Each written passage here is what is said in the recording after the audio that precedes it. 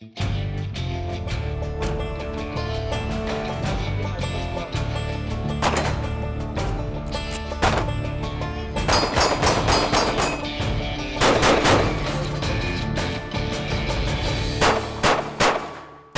a tremendous increase in the interest in firearms for personal protection, there's many people making the serious choice to keep a firearm at home to protect themselves and their family. Hi, I'm Dave Miles with the National Shooting Sports Foundation, and with me is Adam Painchaud with SIG Academy.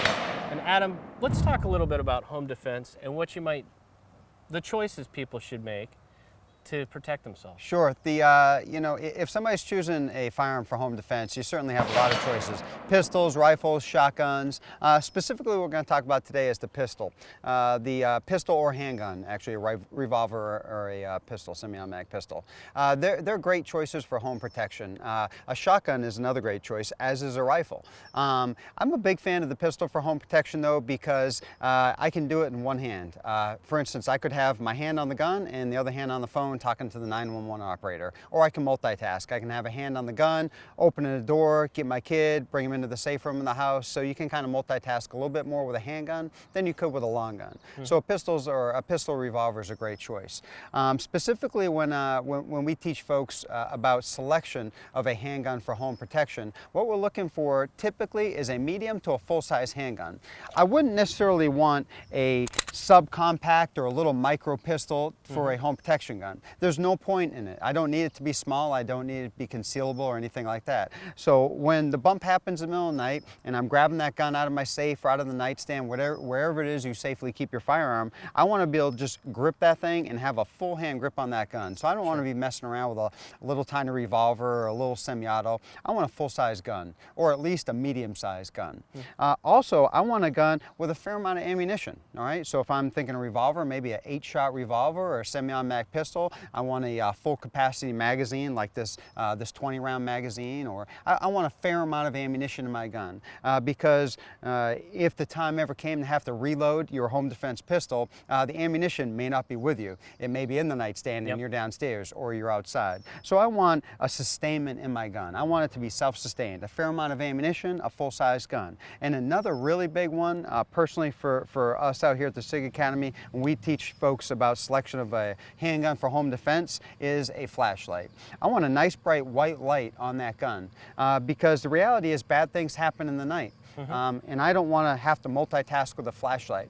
Sure, there are plenty of techniques out there to use a handheld flashlight and the gun simultaneously, but I'm not a big fan of purposely multitasking because, granted, we're going to have to do enough things under a situation like that, so we don't want to worry about that.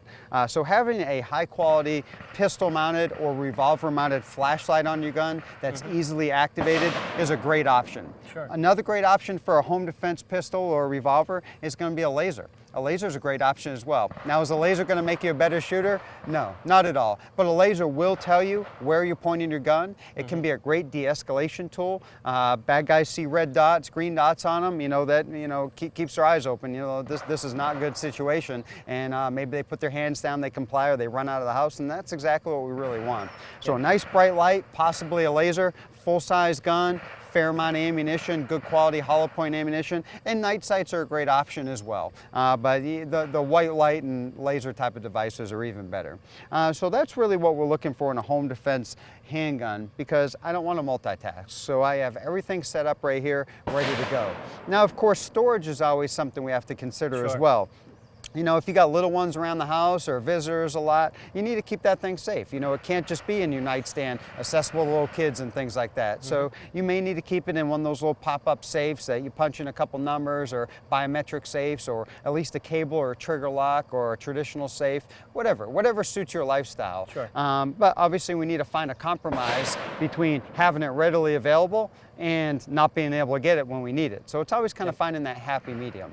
It's important to create that situation in your home where it's available to you when you need it, but that solution also prevents unauthorized use. Yeah, that's huge. That's really key, because the last thing you want is a mishap with somebody getting a hold of your pistol that you don't want them to have it, like a little kid or something like that. Sure.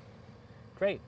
Well, excellent. Now that you know what you need to have at your house, you still have to get out to the range and do some practice.